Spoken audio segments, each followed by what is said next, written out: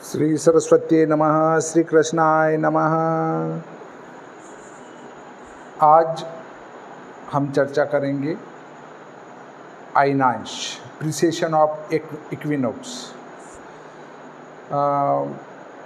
मैं श्री भादवमाता पंचांगकर्ता ज्योतिषाचार्य पंडित भागीरथ जोशी, विश्व सायन लग्न सारणी, विश्व दिनमान सारणी, विशोपका नयनम, लग्न सारणी समुच्चय आदि ग्रंथों का लेखक। देखिए, अयनांश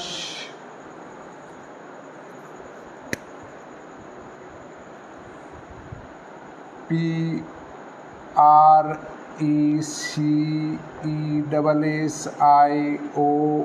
precision of EQUINOX,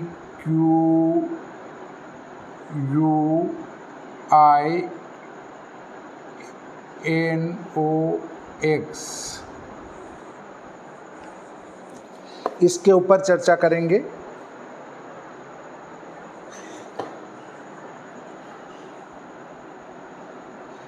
precision of equinox, अयन चलन या अयनांश। अयन चलन, अयनांश दोनों पर्यायवाची हैं एक दूसरे के। हमारे एक ग्रुप में प्रश्न उठा था कि अयनांश को समझाएं, तो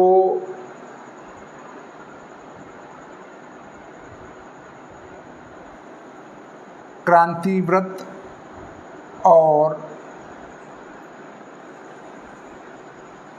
विषुवत व्रत, ये क्रांति व्रत कह सकते हैं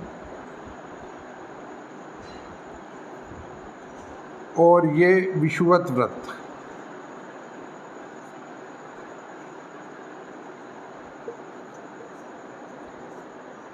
गणित की ज्यामिति को यदि हम पढ़ते हैं तो उसके अनुसार कोई भी दो व्रत आपस में एक दूसरे को दो स्थानों पर काटते हैं।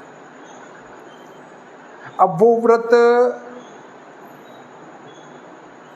1 डिग्री से लगाकर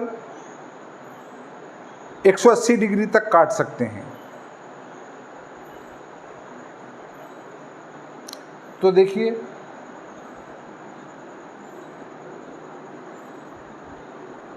ये व्रत दो बिंदुओं पर काट रहे हैं एक दूसरे को।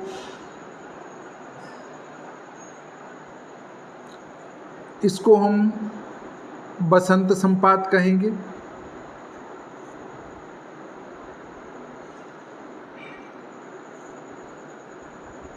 इसको हम कहेंगे शरद संपात।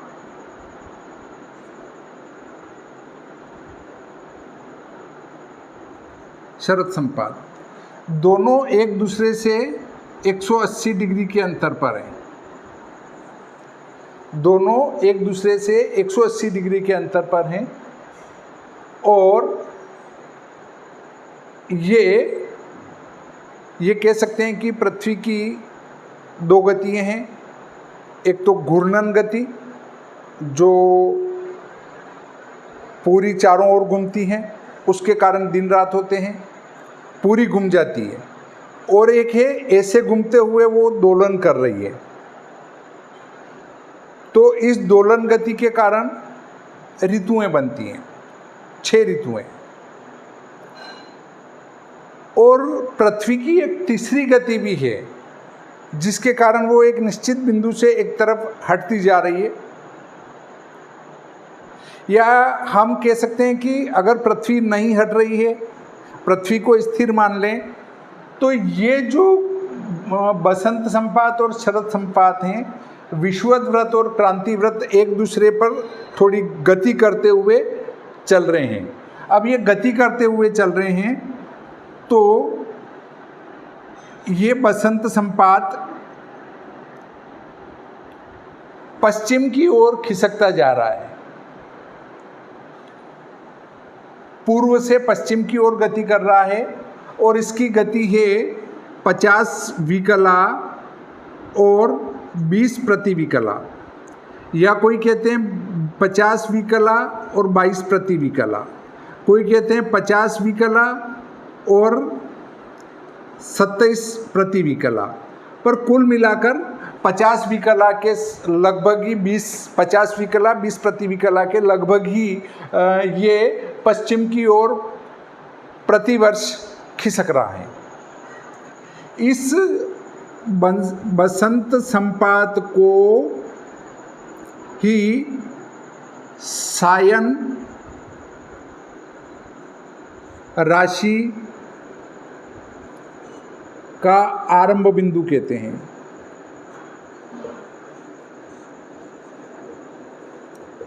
अर्थात यहाँ से मेष राशि का प्रारंभ हो जाता है सायन भोग में।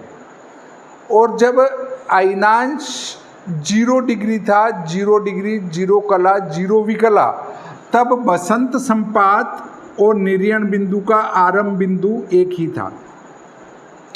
अब ये खिसकता जा रहा है, तो जो हमारा निर्यण राशि बिंदु है वो स्थिर रह चुका है। और इस निर्यण राशि बिंदु से इस बसंत संपात की दूरी वर्तमान में 24 अंश और 12 कला के लगभग हो चुकी है। 24 डिग्री 12 कला का इन दोनों के बीच में अंतर है। हम ये भी कह सकते हैं कि सायन ग्रह स्पष्ट में से निर्यण ग्रह स्पष्ट घटाते हैं तो अयनांश की प्राप्ति होती है। और यदि हमें ऐसे गणना करनी हो तो ये जो निर्यण बिंदु है, इससे जितना वो पश्चिम में खिसक चुका है उस बिंदु को, उस अंतर को हम अयनांश कहेंगे और इसकी गणना सूत्र के द्वारा की जा सकती है। इसकी गणना के लिए आप विश्व सायन लग्न सारणी को देख सकते हैं, उसमें इसका सूत्र दिया है। इसके अलावा ज्योतिष रहस्य पुस्तक में इसका सूत्र दिया है। इसके अलावा केतकी ग्रह गणितम में दिया है, ज्योतिर्गणितम में दिया है, ग्रह गणित मालिका में दिया है, मराठी ग्रह गणितम में दिया है, दृक सिद्ध पंचांग निर्माण पद्धति में दिया है। तो देखिए, केतकर महोदय के साहित्य में इसका शके 1800 का जो क्षेपक दिया है वो है 22/8-33। मतलब जब मेष संक्रांति का 0 बिंदु था उस समय अयनांश 22 अंश 8 कला 33 विकला था। और अन्य ज्योतिष रहस्य में इसका क्षेपक 22/9-29 दिया है।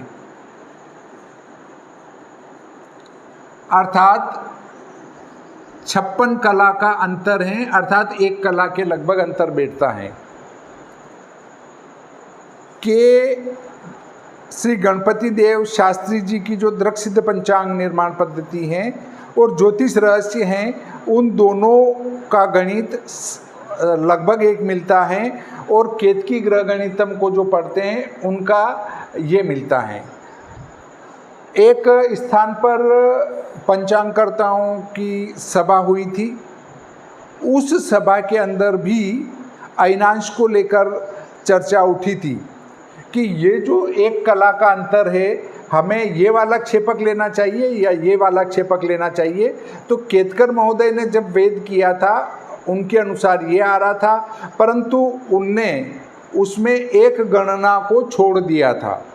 उस एक गणना को छोड़ने के कारण उनने ये ले लिया था मान, जबकि ये क्षेपक आना चाहिए। तो आप अगर पंचांग निर्माण करते हैं या जन्म पत्रिका निर्माण करते हैं तो आपको इस क्षेपक का उपयोग करना चाहिए। और यदि आपको कोई शंका हो तो ज्योतिष रहस्य देख सकते हैं, जगजीवन दास जी गुप्त के लेखक हैं उसके। और चूंकि जगजीवन दास जी के ऊपर शंका नहीं की जा सकती है, क्यों शंका नहीं की जा सकती? क्योंकि वे गणित के प्रकांड विद्वान थे। आधुनिक गणित पर उनने बहुत ही अच्छी खोज की है। उनकी ज्योतिष रहस्य पुस्तक पढ़कर मैं उनसे बहुत प्रभावित हूँ।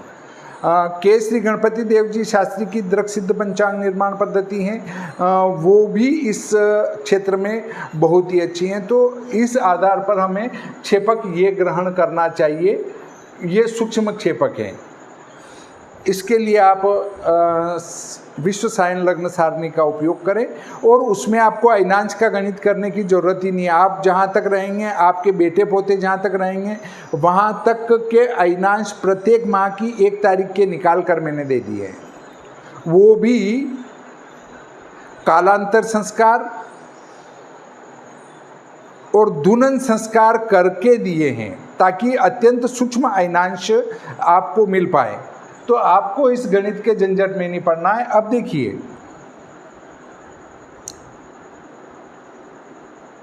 चित्रा तारा से ये बिंदु 180 डिग्री पर हैं। इससे इस प्रकार से साधित अयनांश को चित्रापक्षी अयनांश कहते हैं।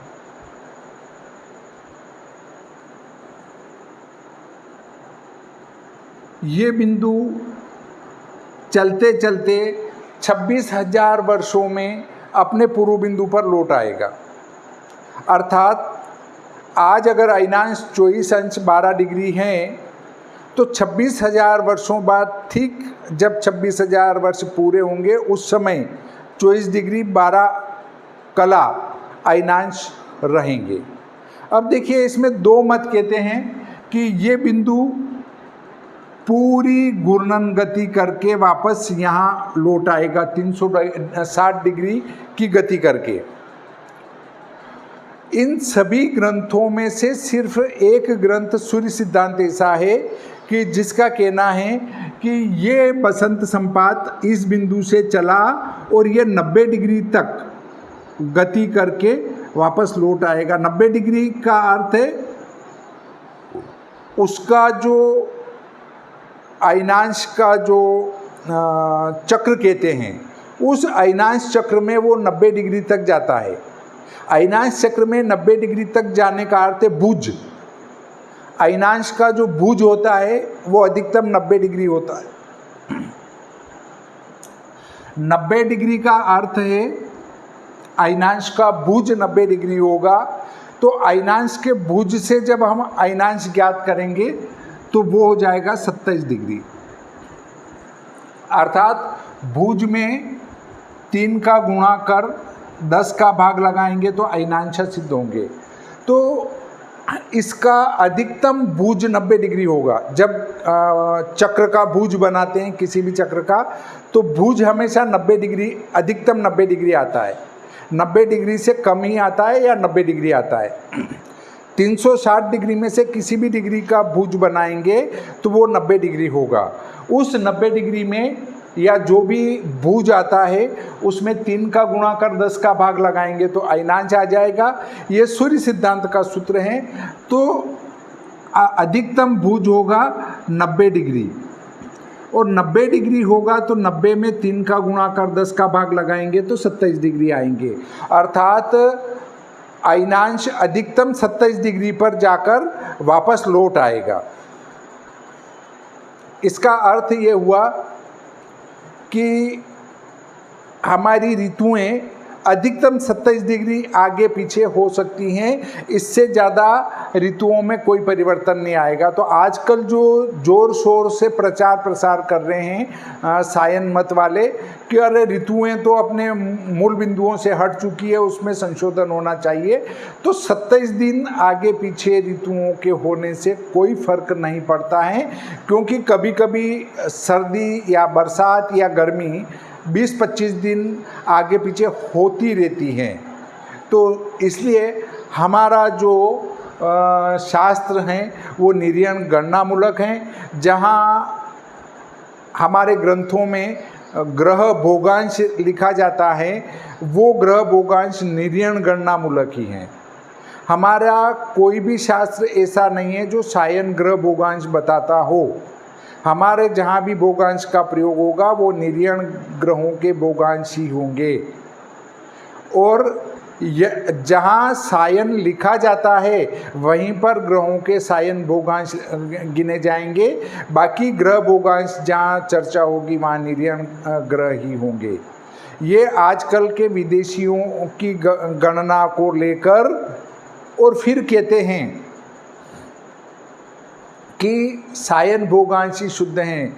हमारे ऋषि मुनियों को सायन गणना का भी ज्ञान था और निरीयण गणना का भी ज्ञान था, इसलिए उनने अयनांश प्रक्रिया से इसको सायन बनाना बताया है और निरीयण बनाना बताया है। जब हम गणना करते हैं तो हमारे लग्न, दशम, चतुर्थ, सप्तम ये सब सायन प्राप्त होते हैं। इनमें से अयनांश घटा देने पर वो निरीयण ग्रह प्राप्त हो जाते हैं। निरीयण भाव लग्न, चतुर्थ, सप्तम प्राप्त हो जाते हैं। इसी प्रकार ग्रह सूर्य को सायन करके ही लग्न स्पष्ट करना होता है। तो शायद इस अयनांश को आप समझ चुके होंगे कि क्रांति व्रत और विषुवत व्रत एक दूसरे को दो बिंदुओं पर काटते हैं। एक बिंदु को बसंत संपात कहते हैं, एक बिंदु को शरद संपात कहते हैं। बसंत संपात सायन ग्रहों का आरंभ बिंदु है और जब बसंत संपात और निरीयण मेषादि आरंभ बिंदु जो स्थिर बिंदु हैं ये दोनों एक ही स्थान पर थे, तब निरीयण और सायन भोग एक ही हुआ करते थे। जब से ये बसंत संपात पश्चिम की ओर खिसकना प्रारंभ हुआ और हमारा जो मेषादि निरीयण आरंभ बिंदु हैं वो स्थिर बिंदु हैं। क्रांति व्रत पर जो हमारा एक स्थिर कल्पित बिंदु है उससे नापी गई दूरी को हम कहते हैं निरीयण ग्रह, और जो बसंत संपात जहाँ होता है वहाँ से ग्रहों के भोगांश की नापी गई दूरी को सायन भोगांश कहते हैं। शायद आपके प्रश्न का समाधान हो गया होगा कि अयनांश क्या है, सायन ग्रह क्या है, निरीयण ग्रह क्या है। तो आज का ये प्रकरण यहीं समाप्त करते हैं। श्री सरस्वती नमः। श्री कृष्णाय नमः।